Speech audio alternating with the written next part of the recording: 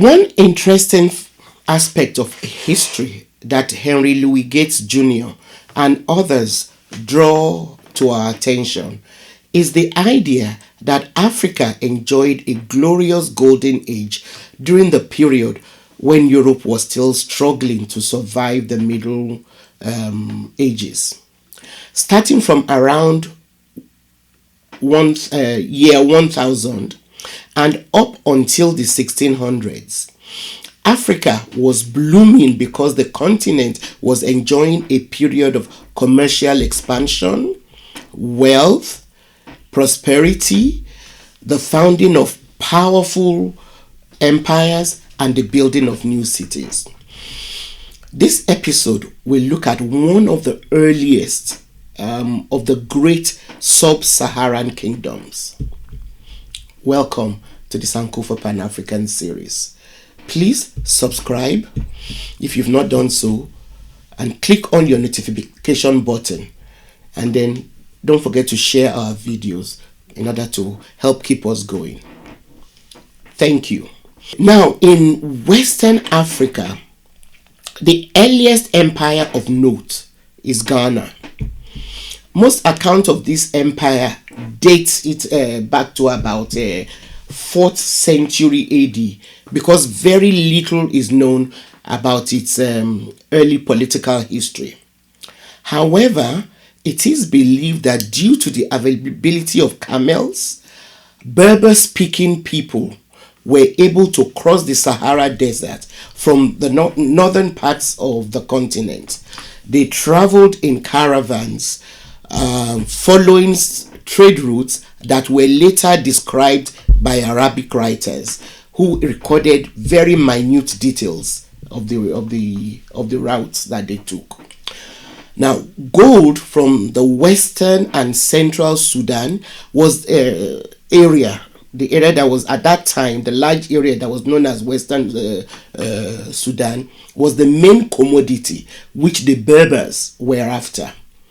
By 1050, Ghana was strong enough to assume control of the Islamic Berber town of Ouagadougou.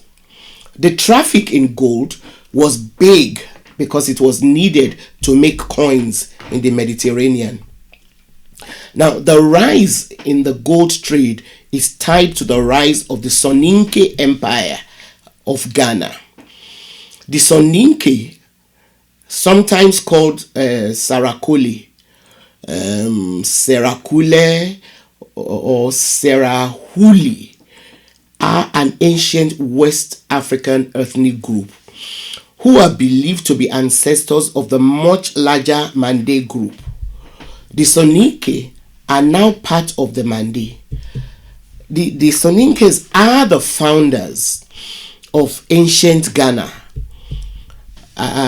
which was the first West African empire, like I said earlier. So they called their kingdom Wagadu. And according to John G. Jackson, some of the Soninke clans that formed the ancient empire of Ghana were the Sise, Drame, Sila, and Kante. These clans operated a division of labor with which they regulated various social, economic, and government functions. Now, for example, the Sise clan ruled, while the Kante clan provided artisans such as goldsmiths, silversmiths, and blacksmiths. Other clans were in charge of agriculture, animal husbandry, etc. Now, although the empire became known as Ghana Empire, this was the name that they called their ruler in their Mande language. It means warrior king. Like I said, they called their kingdom Wagadu.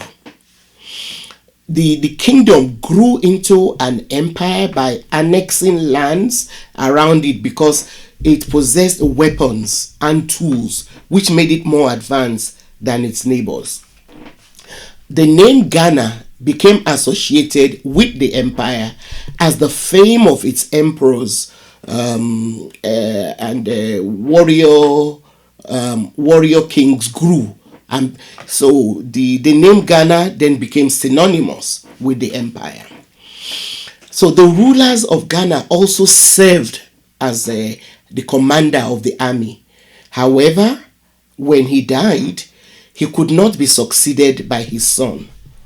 Rather, he was succeeded by the son of his sister. In this regard, the Soninke were like other matrilineal African groups. The Ghana Empire had an efficient army which helped it to withstand invaders and keep peace within its borders. As such, the empire prospered and its rich lands produced enough crops like millet, sorghum, as well as cotton. The kingdom quickly grew wealthy and powerful due to its access to gold because of its location, which was between the Sahara and the Sahel. Its location was also allowed it to open up trade routes from these two places, that is the Sahara and the Sahel, as well as into the West African hinterland. According to Encyclopedia Britannica, it was situated between the Sahara, the Senegal, and Niger rivers. The area which it initially occupied now comprises southeastern Mauritania and part of Mali. At the height of its glory, the empire spread out to include modern-day Guinea and Senegal. It did not cover, ironically, it did not cover the area that now constitutes the country Ghana, which gained independence from Britain. Now, the Ghana Empire, the ancient Ghana Empire's prosperity was based primarily on its ability to install itself as a major trading point.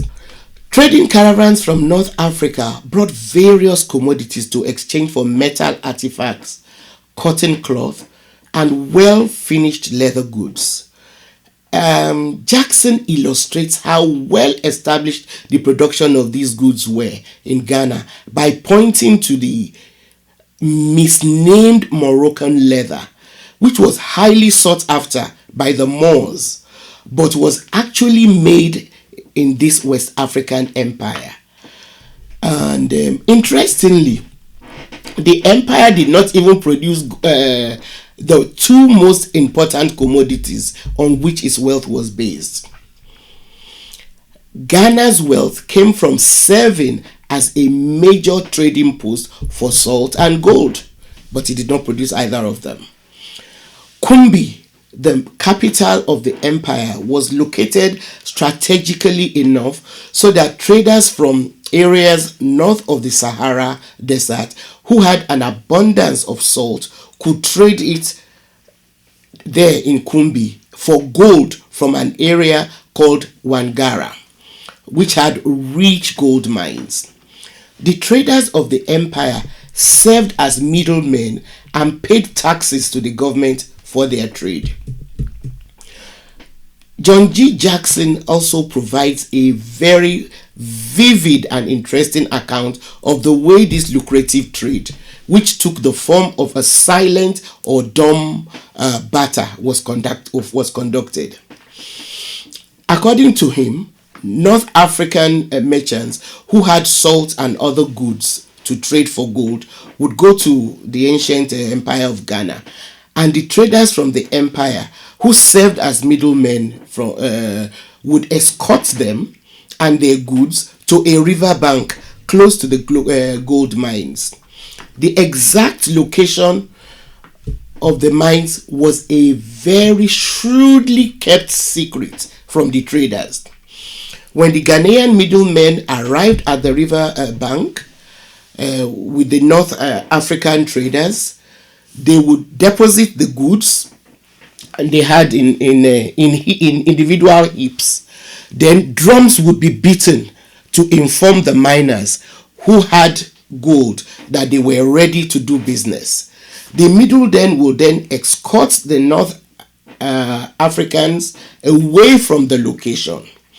The people who had the gold to exchange for goods would then arrive and leave measures of gold that they thought were commensurate to the value of the heaps of goods that had of goods like salt that had been left behind. They also retreated after doing so. So the buyers and the owners of the gold never actually met face to face. The middlemen will then return with the owners of the salt and other goods to view the gold which had been left behind.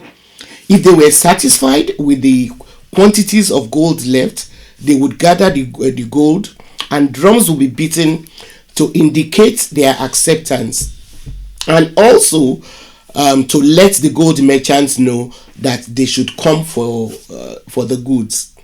However, if they were not satisfied with the amount of gold, they would not touch it and would retreat again until the merchants brought more.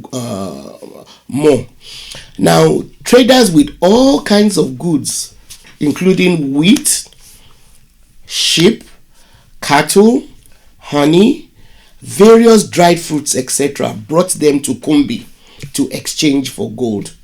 Kumbi, of course, like I said earlier, was the capital of the empire. There were also numerous shops from which craftsmen sold their wares in the markets of Kumbi. There were blacksmiths who made iron tools, weapons. There was gold, silver, and coppersmiths who made jewelry. There were potters, weavers, leather workers, different kinds of craftsmen. Now, Ghana also levied and taxed states that were under it. With all the commercial activities going on in it, Kumbi, the capital, which started out as two cities, gradually became joined together. Initially, Kumbi was were two cities which were joined by a long boulevard, and then because people started inhabiting the spaces in between it, the two cities became one large city where trade flourished. While with time, they developed a large Muslim population with several mosques in the empire. There were people of other faiths, and the official religion was based on traditional beliefs. The empire remained intact well into the 11th century. Some of the early Arab Muslim invaders of North Africa heard about the empire and the abundance of gold from more traders around the 8th century. Now, lured by gold and thinking it would be easy for them to repeat the kind of success that they were already enjoying when they started invading the Iberian peninsulas, the Moors began making incursions to capture Ghana, but the empire defeated them. In 1062, however, Ghana was attacked by a more ruthless Islamic group, the Almoravids. The empire put up a strong resistance and managed to keep the Almoravids at bay till 1067. But for the next 20 years, the Almoravids kept attacking and then it compelled the Ghanaians to submit to Islam and started collecting taxes from them. They were ruthless in asserting their reign and massacred those who tried to resist them. Due to its own internal wrangling, however, the Almoravids disintegrated and lost hold of power. that they held in Ghana by 1087. Now, a bit more about the Soninkes. The Soninkes tried to regroup and re-establish power over what was left of the kingdom. But then areas like Mali and Songhai, which had been under the Ghana Empire, declared themselves independence because by then Ghana had become weakened. Finally, by 1235, Mali captured the kingdom, sacking the magnificent commercial city of Kumbi, which tried to resist. Thank you for being a part of this Sankofa Pan-African series episode. Do continue to support us by sharing our videos. Give us a thumbs up if you like them, and keep your questions coming through the comment page, and also keep us engaged on the community page. The next episode we'll be looking at Mali, so look out for that. Bye.